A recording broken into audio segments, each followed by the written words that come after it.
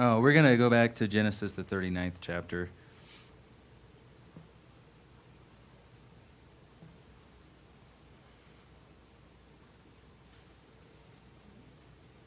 I'm going to highlight on some points here and there. So much reading in this, and it's a long story with Joseph. Remember, number one from last week was don't tell your dream to the wrong people. That was really his first mistake, wasn't it? I mean, he made, if you guys read ahead, that's fine. If you read the story of Joseph, he really makes a lot of mistakes, doesn't he? Because he gets this vision and dream of what's going to happen, that his brother and dad are going to be bowing down before him at some point, and it never shows how. And as I'm studying and reading through this, there's nothing that shows or says that what he goes through in order to get to the dream, right? That was the will of God for him. He goes through it. Now sometimes we might take it, well, that had to be God's will. Why? Why? You don't think he could have got there any other way? I mean, think about that. Now, Pastor read about it. Abraham and Isaac, what did they do? Because how Joseph got promoted in the land of Egypt was what? There was a famine, a bad one, a bad famine coming, man. A big, bad famine. And God's always trained his people how to deal with famine, because they marched him right into the midst of the worst possible situation financially. God said, Abraham and Isaac right in there. He didn't think twice to do it. Same thing. You don't see Jacob go through a famine. You don't. But see, Joseph was of the seed. See, he didn't have to tell his brother and daddy, hey, guess what? Just think about that, because that's important. All right, we're going to learn something today. Genesis, I almost said Joseph 39. That'd be weird. Genesis 39:1. Joseph here, because we learned last week he was sold into slavery. Joseph was brought down to Egypt, and Potiphar, an officer of the Pharaoh, captain of the guard, an Egyptian, bought him of the Ishmaelites, which had brought him down thither. You got to remember, Potiphar's got money. You don't buy slaves without money. He had a big house. This wasn't a little rinky-dink thing. It's a big house. If you study that, they're like 2-3-story homes. They're big. He's got a lot of people working for him. It's a big place. Second verse. And the Lord was with Joseph, and he was a prosperous man, and he was in the house of his master, the Egyptian. Boy, I've glossed over that. Scott, you know how many times I've read that and just glossed right over that? I've glossed over that and glossed over that and glossed over that and glossed over it. Why does he make it say he was a prosperous man and he was in the house of his master, the Egyptian? He could have gotten a different assignment. I'm going to show you that here in just a second. Petey, I just said something here. The Lord was with Joseph, and he was a prosperous man, and he was in the house of his master, the Egyptian. And I just mentioned, I've glossed over that so many times, that he was in the house. I'll show you. Yeah, but he was in the house. See? Because the Lord blessed Joseph. He was in the house. He could have got a different assignment. I'll show you. And his master saw, now look at that. You need to underline, if you can underline. His master saw that the Lord was with him. He saw it. It wasn't that he thought it. He could see it on this man. And his master saw. See, don't gloss over that either. You need to read it that way. Because his master saw that the Lord was with him, and his master saw that the Lord made all that he did to prosper in his hand. He saw both things. He saw that the Lord was with him, and he saw that the Lord made him prosperous. He saw both of them. This was a physical thing. He could see it. Fourth verse. And Joseph found grace in his sight, and he served him. And he, Potiphar, made him an overseer of his house and all that he put in his hand. And it came to pass from the time that he had made him overseer in his house and over all that he had, the Lord blessed the Egyptian, his house, for Joseph's sake. And the blessing of the Lord was upon all that he had in the house and in the field. Now, how come Joseph didn't get a field assignment? Huh? You see that? I've glossed over it, glossed over it, glossed over it, glossed over it, glossed over it. How come Joseph didn't end up in the field? Well, it might have been because he was a pretty boy and he thought that dude wouldn't last a day in the field. You never know, man. But I tell you what, I've glossed over that, man. Just so many times I've read this and looked over it. And he was in the house. He got the best assignment there was. 6th verse. And he left all that he had in Joseph's hand.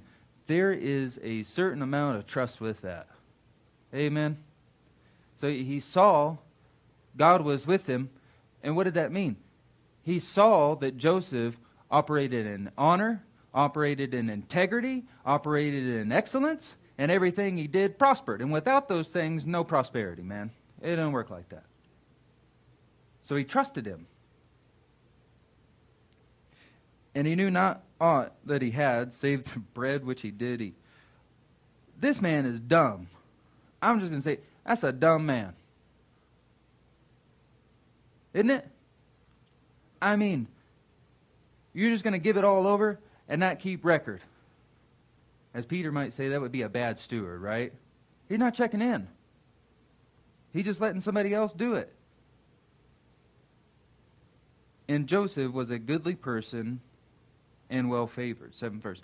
And it came to pass after these things that his master's wife cast her eyes upon Joseph, and she said, lie with me. Pastor does this better than me. This wasn't a, oh, come lie with me. No, she gets intent. Very, very forceful. He refused, said to his master's wife, behold, my master wants not what is with me in the house, and he has committed all that he has into my hand. Here's another mistake. There is none greater in the house than I.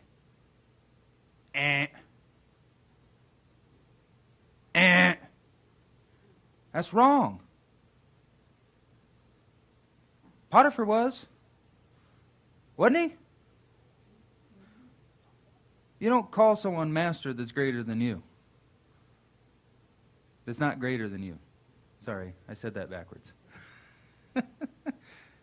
So, and we're going to see that here in just a few more verses. That was wrong. That's the mistake for the day. Neither has he kept anything back from me but thee, because you're his wife. How then can I do this great wickedness and sin against God? I've heard this so many different ways. One, he's asking for advice. How could we do it and not it be sin? My other thing that I wrote down, he was 17, so just so you have a timeline. He was 17 when he was sold into slavery. By the time he's up there with Pharaoh, he's about 30. It's 13 years. So it's 13 years. That's not an overnight thing. 13, from 17 to 30. 10th verse. So think about that. There's some time involved here. I don't know how long he was in Potiphar's house, but there's time involved. 10th verse. And it came to pass as she spoke with Joseph day by day, that he hearkened not unto her to lie with her or to be with her. 11th verse. And it came to pass about this time that Joseph went into the house to do business. Same time. You're going to see the setup. You may have never seen this before. It's the setup. Being set up. Came to pass about this time. Same time every day, man. Joseph went into the house to do his business. And there was no man in the house there within. Didn't happen every day. He didn't notice. Why? He's distracted. Another distraction, man. How do I know he was distracted? She caught him by his garment. Snuck up on him, man. Grabbed him. Forceful this time. He wasn't paying attention. Saying, lie with me. And he left his garment in her hand and fled and got him out. 13th verse. And it came to pass, when she saw that he had left his garment in her hand and fled forth, that she called unto the men of the house. How'd she know where they were?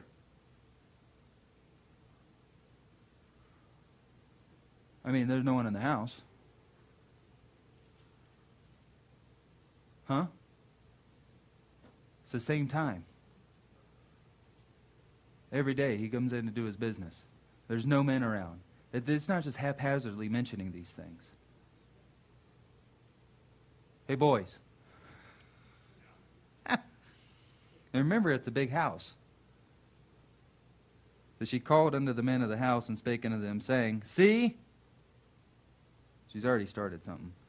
He's brought in a Hebrew unto us to mock us.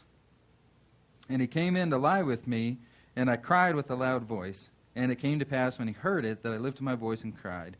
that he left his garment with me and fled and got out. And she laid up his garment by her until his Lord came home. How long's that, man? I mean, we don't have a time, but I mean, there's some time that passed between that action when he came in and by the time Potiphar got back to the house, and she just sit there staged. I mean, waiting, man. 17th verse.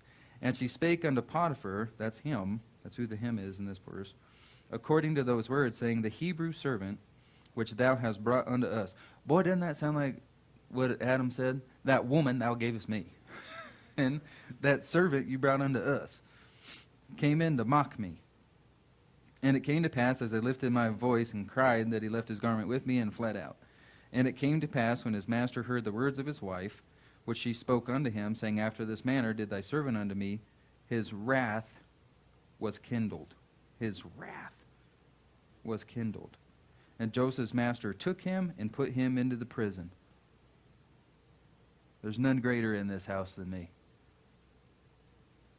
Except that guy that just threw me in prison. Right? You wonder what that conversation was like. Yeah? Did he plead for his life?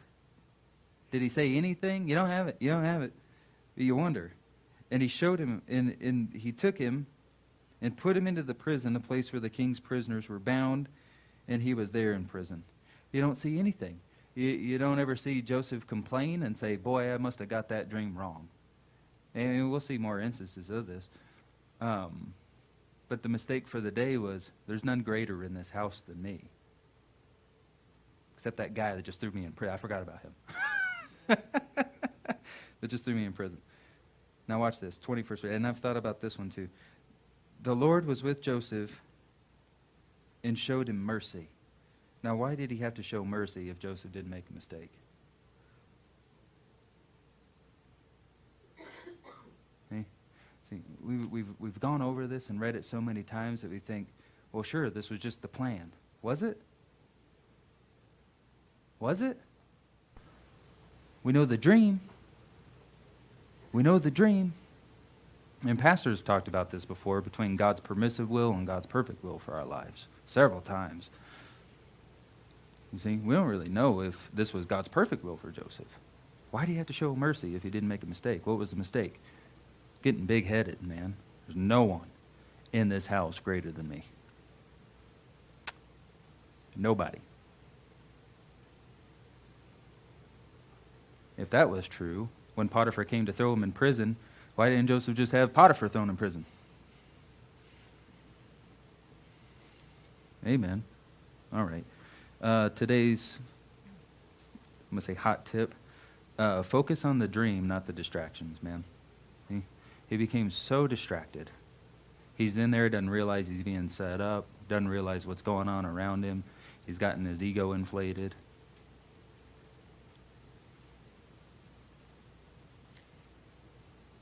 But the Lord was with Joseph, showed him mercy, and gave him favor.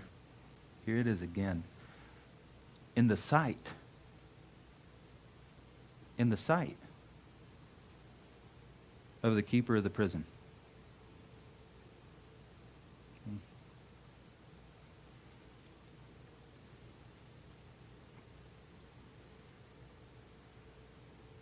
And we're gonna stop there. We'll take it out with the prison next week. But he said he gave him favor in the sight. Isn't that amazing? Because Potiphar saw that the Lord was with Joseph, and he saw that God made everything that he did to prosper in his hand, which is just so wonderful.